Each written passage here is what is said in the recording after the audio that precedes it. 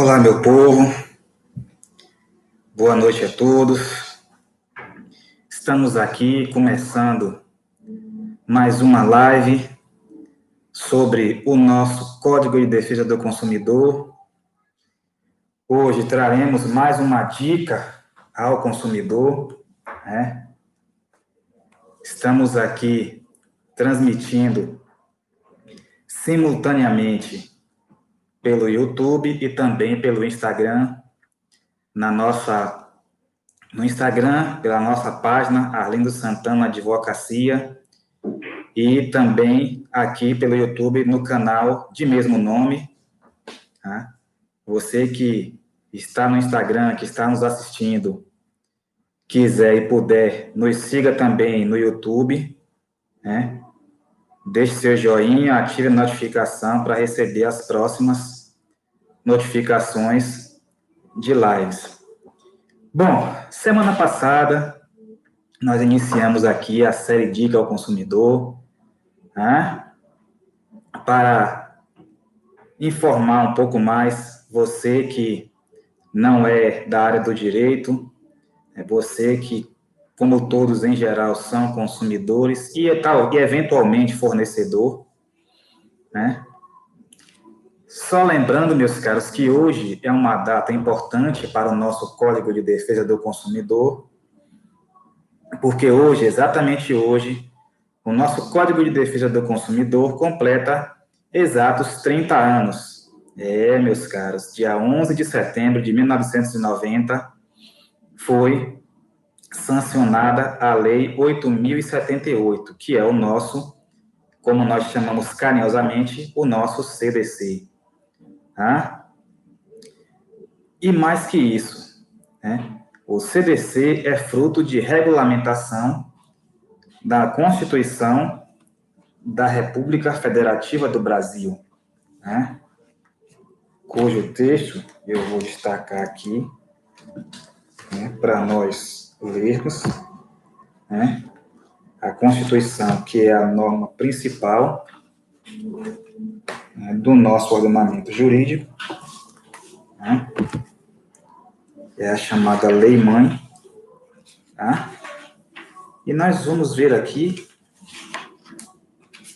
né, onde está esta regra, que é uma regra constitucional. Querem ver? Está aqui no artigo... Deixa eu olhar aqui. Né? Está no artigo 5º, no inciso... É que são muitos incisos, né? É o maior artigo da Constituição, né, que traz os chamados direitos e garantias fundamentais, né? E nós vamos ver aqui este famoso artigo 5º, né? E o inciso, cadê você? Cadê você? Onde está você? Né? Acho que eu já passei por ele. Deixa eu ver. É assim mesmo, meus caros, tá? Tenha um pouco de paciência. Achei. Está no artigo 5º, inciso 32, que assim nos diz: o Estado promoverá, na forma da lei, a defesa do consumidor. Olha aí, tá vendo? Isso está no artigo 5º, inciso 32 da Constituição. Mas não é só isso, não. No artigo 100 salvo engano, acho que é o 170 da nossa Constituição, né?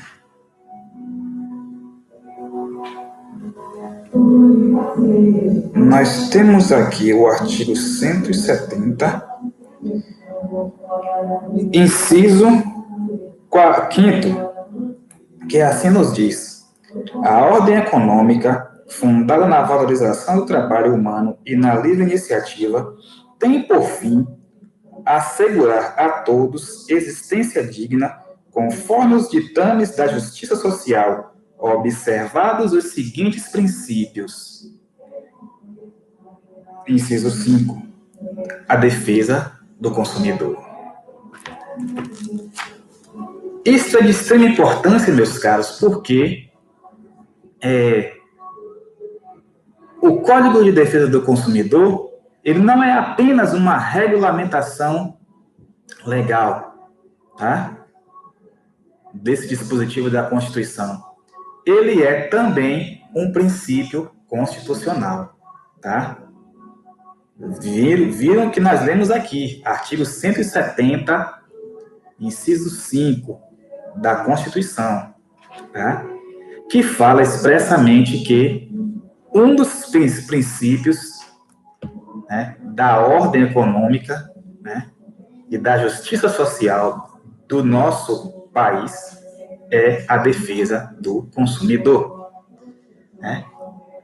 E isso é bastante providencial, meus caros, porque hoje, né, completando 30 anos de existência, o nosso Código de Defesa do Consumidor, o nosso CDC, trouxe muitas mudanças, trouxe muitas perspectivas nas relações de caráter consumerista, né? Surgiram órgãos reguladores como os PROCONs, né? Surgiram as delegacias regionais de defesa do consumidor, tudo isso para amparar aquele que, na relação consumerista, é técnica, econômica e juridicamente hipossuficiente, tá? Para quem não entendeu o significado da palavra hipossuficiente, é aquele indivíduo que se encontra em situação de desvantagem em relação a outrem, neste caso, do consumidor em relação ao fornecedor de produtos e ou serviços, tá? A desvantagem, ela vai ser de uma dessas três formas que nós falamos. Ela pode ser técnica, quando o indivíduo, o consumidor, desconhece as especificações do produto que ele está adquirindo como destinatário final, já vimos isso lá semana passada, definição de consumidor, né? E também nós vamos observar o seguinte, que essa hipossuficiência técnica está atrelada a eventuais defeitos de fabricação que este produto venha a apresentar. Tá?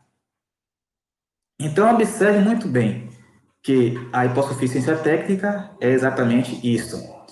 Mas também temos a hipossuficiência econômica, se dá quando aquele indivíduo, então consumidor, não dispõe de poder aquisitivo para se igualar ao fornecedor, seja na cadeia de produção ou mesmo para custear a manutenção daquele produto, tá? Ou serviço, né? E quando se fala em hipossuficiência jurídica, fala-se exatamente da capacidade para litigar, ou seja, para estar em juízo, ou seja, para ingressar com uma ação judicial, né? Porque, infelizmente, aqui no Brasil, um processo judicial ainda é muito caro, né? E não raro as pessoas menos favorecidas têm que se valer dos juizados de pequenas causas ou das chamadas defensorias públicas, né?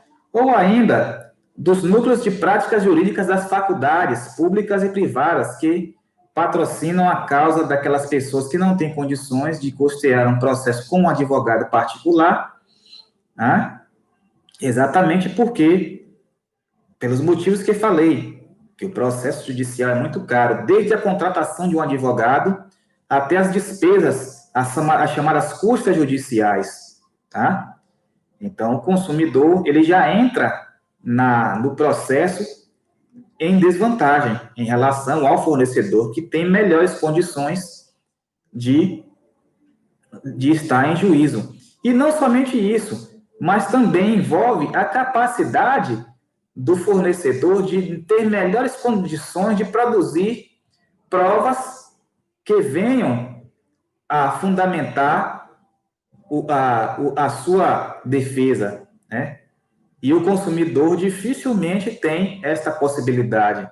É por isso mesmo que o Código de Defesa do Consumidor prevê a inversão do ônus de prova, tá? Vamos falar isso em aula própria, tá? Em transmissão própria, vamos ter uma live só sobre inversão do ônus da prova em prol do consumidor, tá?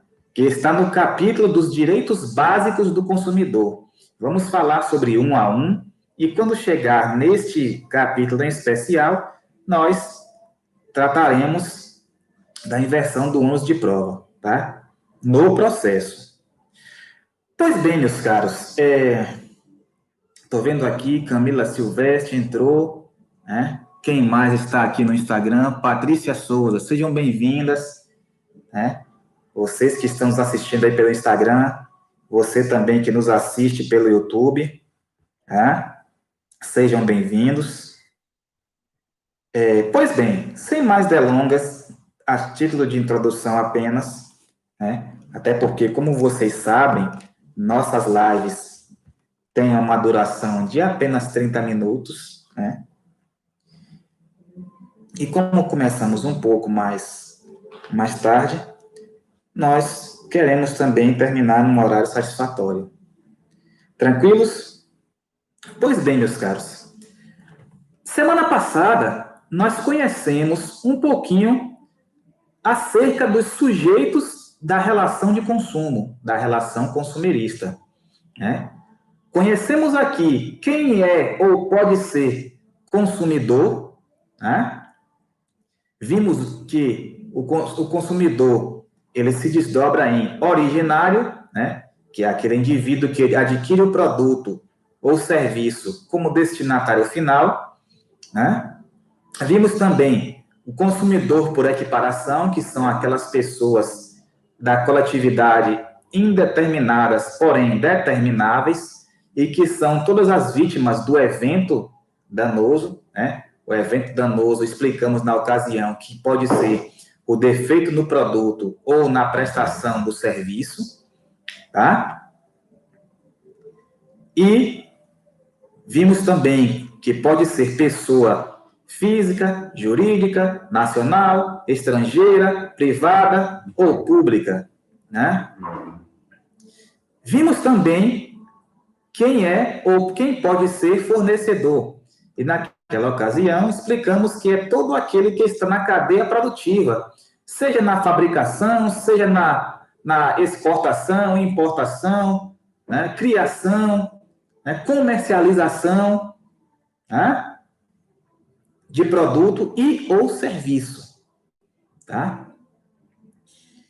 E agora que já sabemos quem são os sujeitos da relação consumerista, nada mais providencial do que conhecermos também quem é, o que é, qual é o objeto da relação consumerista, não é?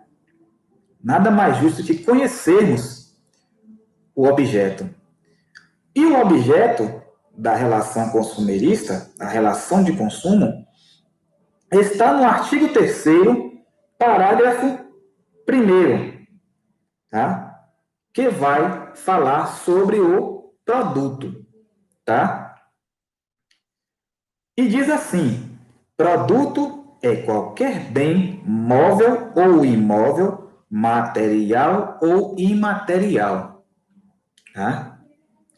Dito de outro modo, é aquele bem que pode ser a matéria bruta, né, extraída da natureza, como, por exemplo, imaginemos, estão vendo essa estante aqui atrás, né, madeira, né? Imaginemos que, para chegar neste estágio, ela passou por um processo, né? Mas ela é produto de uma matéria-prima, né? Um material originário da natureza, que é a madeira, tá? Ora, a extração de madeira, por si só, já caracteriza uma atividade que pode definir o fornecedor. O fornecedor extrai a madeira bruta, né, diretamente da natureza, de sua plantação, né, de sua fazenda. Alguns produtores cultivam árvores grandes exatamente para esse tipo de fim, tudo legalizado, né, para fomentar a produção de móveis, seja móveis mais sofisticados, até mesmo aqueles móveis rústicos, tá? Enfim. Mas, em linhas gerais, quando se fala de produto, né, fala-se daquele bem que passou por um processo de fabricação, tá? Não se fala propriamente da matéria-prima, porque a matéria-prima, até mesmo para você mensurar se há algum defeito, é praticamente impossível, né? Porque se trata de uma matéria-prima extraída diretamente da natureza. Então, a ideia de produto que se tem aqui é exatamente o produto concluído, manufaturado, industrializado, tá? Que é o caso aqui, no nosso exemplo, da estante, né? Ora, se essa estante veio com algum defeito, eu tenho como mensurar, né? E tenho até mesmo como responsabilizar o fornecedor. Mas isso a gente vai falar lá na frente, né, quando falarmos sobre responsabilidade do fornecedor, tá? Pois bem, mas de que tipo de produto nós estamos falando aqui, propriamente dito, como bem, né?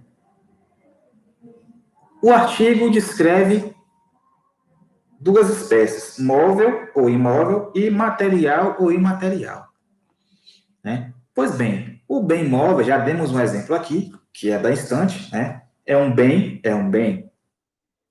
produzido, é um produto fabricado, tá? Este celular que eu transmito a live pelo Instagram é um produto fabricado.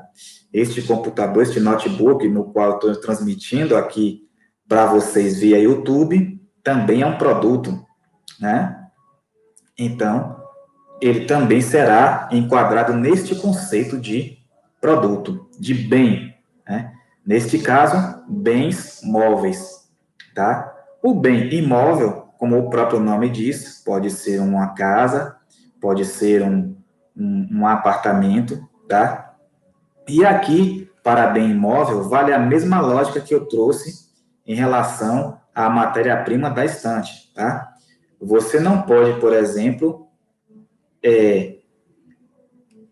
colocar ou qualificar como produto um terreno, porque o terreno é a área propriamente dita, né?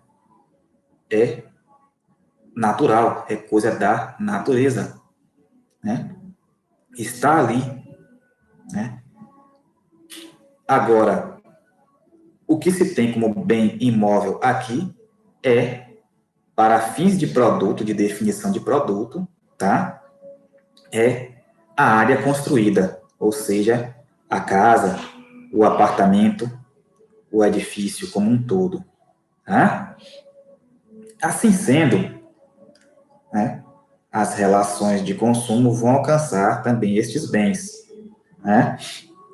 Em que pese, no caso dos bens imóveis, existir também regramento específico, regramento próprio, né, que é a lei de incorporação imobiliária, né? Inclusive, eu tenho aqui até vocês estão vendo aqui atrás, deixa eu ver se eu consigo, este aqui, ó, este livro fininho aqui atrás, trata de direito imobiliário, né? Fininho que é uma beleza, né? Só que não.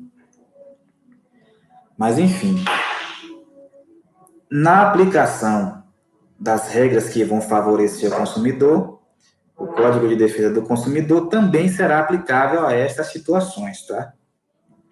Ainda que de forma subsidiária, supletiva, tá? Naquilo em que a lei de incorporação imobiliária for omissa, o Código de Defesa do Consumidor também será aplicável, tá? Pois bem, mas também o código fala em bem material ou imaterial. Ora, material dispensa maiores explicações, né? Que é tudo aquilo que a gente pode pegar, né? Por exemplo, a estante, deu o exemplo da estante, deu o exemplo do celular, do notebook, né? Deste livro que eu estou aqui à mãos, né? Lendo o código para vocês, né? São bens materiais, tá? Mas e o bem imaterial? O que pode ser um bem imaterial amparado, ou seja, suscetível de proteção pelo nosso CDC? Uma obra literária? Sim, né? Pode ser. Até mesmo este livro que estou lendo aqui na mão pode ser um bem imaterial do ponto de vista do conteúdo nele escrito, tá? Por exemplo, uma obra audiovisual, né, que você grava e comercializa é um bem imaterial, né? Enfim, e tudo isso, né, está dentro do conceito de produto, lembrando sempre que para se enquadrar como produto, é necessário que seja uma obra derivada, construída, fabricada, tá? E, posteriormente, comercializada, tá? Porque se você fabrica, se você produz algo e não comercializa, logo, você não vai ter aqui uma relação de consumo, vai ter, né, qualquer outra relação menos a de consumo, tá? Porque um dos pressupostos da relação de consumo é exatamente a aquisição do produto ou serviço a título, isso é, mediante pagamento, né, como destinatário final. Lembra? Semana passada eu dei o exemplo da caneta, né, e falei que a partir do momento em que eu pago o preço pela caneta, o vendedor da loja, do armarinho, sei lá, da papelaria, está obrigado a me entregar a caneta. Lembram disso, né? Falei disso semana passada. Tá? Pois bem, mas o código não fala só de produto. No parágrafo 2º do artigo 3º, nós vamos conhecer a definição de serviço. Tá? Diz assim: serviço é qualquer atividade fornecida no mercado de consumo mediante remuneração, inclusive as de natureza bancária, financeira, de crédito e securitária, salvo as decorrentes das relações de caráter trabalhista. Tá? Viram aqui? Observem bem. Ele fala de toda e qualquer atividade, né, colocada à disposição do mercado de consumo. Por exemplo, né,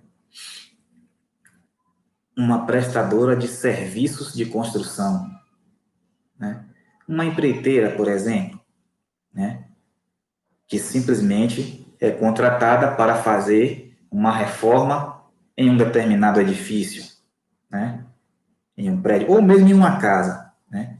Um indivíduo que dispõe de um pouco mais de condição financeira, contrata uma empresa, né, que vai fazer a reforma da sua casa, né, vai desde a parte desde o pedreiro, né, encanador, até a parte do acabamento, da pintura e tal. Ou seja, ela vai entrar com a mão de obra, especializada neste caso, né, para o fim de fazer a reforma da casa. Tá?